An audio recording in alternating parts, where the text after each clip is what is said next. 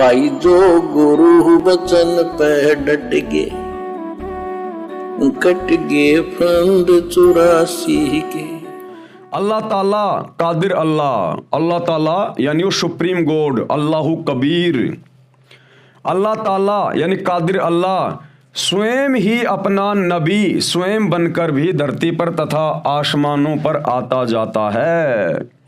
परंतु जो supreme God है, जो शैतान का भी बाप है, सुप्रीम गॉड अल्लाहु कबीर, अल्लाहु अकबर, जो वर्तमान में धरती पर सतगुरु रामपाल जी के रूप में प्रकट हैं, पूरी दुनिया के इंसानों को समझाने के लिए, वास्तविक जन्नत की जानकारी देने के लिए, इस शैतान के भयंकर एक षड्यंत्र से बाहर निकालने के लिए, 84 लाख योनियों वाले षड्यंत्र से बाहर निकालने के लिए, जन्म और मृत्यु के षड्यंत्र से बाहर निकालने के लिए, ये अल्लाहु कबीर, ये कादिर अल्लाह, समर्थ अल्लाह, सुप्रीम गॉड अल्लाहु कबीर, ये कोई नबी नहीं भेजता है। वो स्वयं ही नबी बनकर आता है और अपने ज्ञान का प्रचार करता है। जिस प्रकार वर्तमान में सतगुरु रामपाल जी स्वयं ही अपने ज्ञान के नबी बनकर धरती पर प्रकट हैं। ये अल्लाहु कबीर है, ये समर्थ अल्लाह हैं। ये अपने आप को छुपाते हुए इसी प्रकार से लीला करते हैं जैसे 650 साल पहले कबीर दास के नाम से और सतगुरु की भूमिका की, अपने आप को अल्लाह का नबी बताया करते थे, अपने आप को सत्य पुरुष कबीर जी का भेजा हुआ दास बताया करते थे। लेकिन थे वो स्वयं ही कादिर अल्लाह। अगर वो स्वयं आकर कहे कि मैं कादिर अल्लाह हूँ, मैंने ही पूरी सृष्टि को रचा है, पूरी कायनात को बनाया है, मैंने ही सारे ब्रह्मांडों को, सूर्य, पृथ्वी, चांद, तारे, सितारे, नक्षत्र बनाए हैं, तो हम व्यक्ति जो शैतान के अज्ञान से परिपूर्ण हैं, हम यहाँ उनकी इस प्रकार की बातों पर विश्वास ना करें। इसलिए वो कादिर अल्लाह एक संदेशवाहक की भूमिका करता है, एक नबी की, एक रसूल की भूमिका करता है और धीरे धीरे अपने ज्ञान के माध्यम से फिर हमें जानकारी करवाता है कि वास्तव में उनकी वास्तविक स्थिति क्या है, वे स्वयं कादिर अल्लाह हैं या कादिर अल्लाह के कोई नबी हैं। तो कहने का मतलब है कबीर परमात्मा यानी सुप्रीम गॉड अपना नबी धरती पर स्वयं ही बन के आता है, यानी भ्रमण करके अपनी जानकारी बताता है, यथार्थ ज्ञान देता है, यानी सच्ची इबादत बताता है। अल्लाह ताला कबीर जी अपने नबी तथा रसूल भी धरती पर भेजता है। कौन से नबी और रसूल धरती पर भेजता है? ये कबीर अल्लाह जब यहाँ आता है अपने ज्ञान का प्रचार करने के लिए, तो ये परमेश्वर कुछ आत्माओं को अपना गवाह बनाने के लिए, ताकि हम अन्य लोगों को विश्वास हो कि वास्तव में कोई सतलोक भी है, कोई सचखंड भी है, और वास्तव में ये शैतान डुप्लीकेट अल्लाह है, ये डुप्लीकेट खुदा बना हुआ है और ब्रह्मा विष्णु महेश के माध्यम से हमारे को यहाँ पर जन्म और मृत्यु के चक्कर में बांधा हुआ है। इन सब बातों की जानकारी आप और हम तक अच्छे से पहुंचाने के लिए, ताकि हम विश्वास कर सकें, जब ये कादिर अल्लाह स्वयं धरती पर संत रूप में, बाखबर रूप में आता है, उसके बाद ये अपना ज्ञान प्रचार करता है और कुछ एक आत्माओं को, जो अच्छी आत्मा होती हैं, उन आत्माओं को फिर ये कादिर अल्लाह अपने सतलोक लेकर जाता है, सतलोक दिखाने के लिए। जैसे 650 साल पहले आदरणीय धर्मदास जी को सतलोक लेकर गए, उसके बाद सिख धर्म के प्रवर्तक श्री नानक जी को सतलोक लेकर गए, आदरणीय गरीबदास जी को सतलोक लेकर गए, आदरणीय दादू जी को सतलोक लेकर गए, आदरणीय गीसा संत जी को सतलोक लेकर गए, आदरणीय मलुक दास जी को सतलोक लेकर गए। तो ये परमेश्वर उन आत्माओं को अपने सचखंड में लेकर जाते हैं और सारे ब्रह्मांडों की वास्तविक स्थिति से परिचित करवाते हैं। उन आत्माओं को सर्व ब्रह्मांड पार करते हुए ब्रह्मा विष्णु महेश के लोक भी दिखाते हैं कि भाई देखो, ये बैठा ब्रह्मा, ये बैठा विष्णु, ये बैठा शंकर जी अपने अपने लोक में, और देखो किस प्रकार से ये शैतान अपने इन बेटों को निमित्त बनाकर तुम आत्माओं को यहाँ पर फंसाता है। ब्रह्मा जी रजोगुण प्रधान देवता है, तुम जितने भी स्त्री पुरुष हो या पशु पक्षी हो, इस ब्रह्मा जी के रजोगुण के प्रभाव से आपस में बच्चे पैदा करते हो। तुम्हारे से जबरदस्ती ये बच्चे पैदा करवाए जा रहे हैं इस शैतान के द्वारा, काल के द्वारा, अपने भोजन के लिए, क्योंकि इसको रोजाना 1 लाख मानव शरीरधारी स्त्री पुरुषों को खाने का श्राप लगा हुआ है। फिर अपने दूसरे बेटे विष्णु जी के माध्यम से आपस में तुम्हारे को मोह ममता में, एक परिवार में, रिश्तेदारियों में बांध के रखता है और फिर अपने तीसरे पुत्र शंकर के माध्यम से, जो कि तमोगुण का प्रधान देवता है, उसके माध्यम से फिर ये तुम आत्माओं की मृत्यु करवाता है। कारण चाहे कोई भी हो, चाहे बीमारी हो, एक्सीडेंट हो, लड़ाई झगड़ा हो, हार्ट अटैक हो, कुछ भी हो, ये इस प्रकार से अपने भोजन की व्यवस्था अपने तीनों पुत्रों के माध्यम से करवाता है। फिर ऊपर उन आत्माओं को श्री दुर्गा जी का लोक दिखाते हैं कि भाई ये शैतान की पत्नी है, ये काल की पत्नी है दुर्गा। उसके बाद उस काल का, उस ज्योति निरंजन का, शैतान का लोक दिखाते हैं, उसका 21वां ब्रह्मांड दिखाते हैं, जहां पर उसने एक बहुत बड़ी तपतशिला बना रखी होती है जो हमेशा आग से जलती रहती है।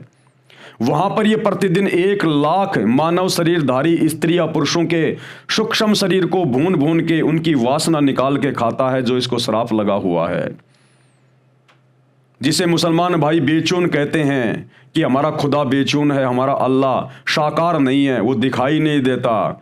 वहां पर उसको साकार रूप में दिखाया जाता कि देखो ये बैठा मुसलमानों का अल्लाह, ये बैठा हिंदुओं का भगवान, ये काल, ये शैतान, ये अपने ओरिजिनल रूप में किसी को दर्शन नहीं देता है। फिर परमेश्वर उन आत्माओं को ऊपर लेकर जाते हैं, अक्षर पुरुष के 7 संग ब्रह्मांड दिखाते हैं। फिर उससे ऊपर शतलोक में लेकर जाते हैं, और शतलोक में क्या सुख हैं, क्या ठाट बाट हैं, वहाँ आत्माएं किस कदर मौज मस्ती में रहती हैं, वहाँ कभी किसी की मृत्यु नहीं होती है, वहाँ कोई बुढ़ापे का दुख नहीं है, वहाँ पर कोई गरीब नहीं है, किसी चीज़ का अभाव नहीं है, वहाँ कोई राग द्वेष ईर्ष्या मन मुटाव मतभेद नहीं है। और प्रत्येक आत्मा के वहाँ पर अपने महल हैं, अपने बड़े बड़े, प्रत्येक आत्मा के विमान हैं। वहाँ कोई काम धंधा नहीं करना पड़ता है, जो मन में इच्छा करोगे वही चीज़ आपके समक्ष उपलब्ध हो जाती है। वहाँ हम अपने कबीर परमेश्वर जी के आदेश से, उनके हुक्म से, कबीर परमेश्वर जी के भंडारे से वहाँ हम सर्व सुख सुविधाओं को भोगते हैं। और उन आत्माओं को परमेश्वर फिर दिव्य दृष्टि दे देते हैं, उनका ज्ञान योग खोल देते हैं, अपना अमृत ज्ञान, ये कबीर वाणियाँ, सृष्टि का पूरा ज्ञान, सारा ज्ञान उनके अंतःकरण में डाल देते हैं, फीड कर देते हैं, और फिर उन आत्माओं को वापस पृथ्वी पर शरीर में छोड़ देते हैं। और वे आत्माएं फिर अपने अल्लाह कबीर का, अपने कबीर परमेश्वर का वो सत ज्ञान फिर वाणियों के माध्यम से, दोहों के माध्यम से आगे प्रचारित करते हैं। और गरीबदास जी ने उसी ज्ञान आधार से आगे चलकर 24,000 वाणियों से युक्त पवित्र सदग्रंथ साहिब की रचना की, जिसको सूक्ष्म वेद यानी 5वां वेद कहा जाता है। धर्मदास जी ने उसी ज्ञान के आधार से कबीर सागर की रचना की, जिसको 5वां वेद सूक्ष्म वेद कहा जाता है। आदरणीय नानक जी की उन्हीं वाणियों का संग्रह करके, जो सतलोक देखने के बाद उन्होंने बोली और कही, आगे चलकर श्री अंगद देव जी के द्वारा गुरु ग्रंथ साहिब के रूप में जो है लिपिबद्ध कर दिया गया। दादू जी के द्वारा जो सतलोक देखने के बाद वाणियाँ बोली गई, जो ज्ञान बोला गया, वो दादू ग्रंथ के नाम से लिपिबद्ध कर दिया गया। इस प्रकार ये कादिर अल्लाह, अल्लाह ताला, ये कबीर परमेश्वर अपने नबी भेजता है, यानी पहले उन आत्माओं को सतलोक दिखाता है, उनको ज्ञान से परिपूर्ण करता है, उनका ज्ञान योग खोलता है, फिर उन आत्माओं को नीचे पृथ्वी पर भेजता है। इस प्रकार से ये परमेश्वर अपने नबी तैयार करता है। सतलोक से किसी आत्मा को, जो कि मोक्ष प्राप्त आत्मा वहाँ रहती हैं, उनको यहाँ नबी के रूप में या अवतार के रूप में नहीं भेजता है। तो क्या बताया गुरुदेव ने? अल्लाह ताला यानी कादिर अल्लाह स्वयं ही नबी, स्वयं भी बनकर धरती पर तथा आसमानों पर आता जाता है, यानी भ्रमण करके अपनी जानकारी बताता है, यथार्थ ज्ञान देता है। अल्लाह ताला कबीर जी अपने नबी तथा रसूल भी धरती पर भेजता है, जो अल्लाह ताला की महिमा का ज्ञान बताते हैं। उनमें से कुछ काल ज्योति निरंजन द्वारा भ्रमित होकर काल का प्रचार व भक्ति करने लगते हैं।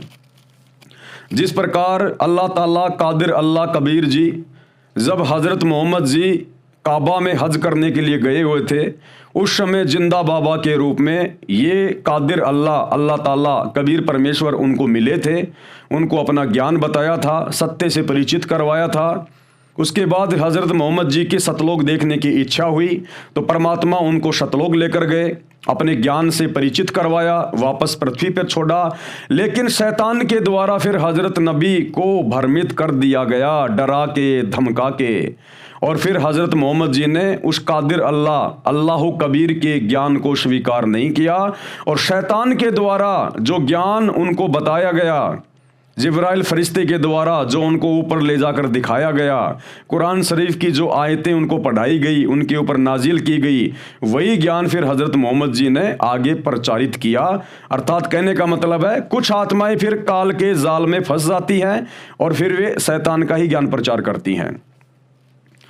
उनमें से कुछ काल ज्योति निरंजन द्वारा भ्रमित होकर काल का प्रचार व भक्ति करने लगते हैं। उनको सही दिशा देने स्वयं समर्थ परमात्मा कादिर अल्लाह धरती पर आता है, उनको साधु वेश में मिलता है, अध्यात्म ज्ञान चर्चा करके उनके ज्ञान को गलत सिद्ध करता है, फिर उनको अपना यथार्थ ज्ञान बताता है। भाई जो गुरु वचन पे डट गए, कट गए फंद 84 के, कट गए फंद 84 के, कट गए फंद 84 के।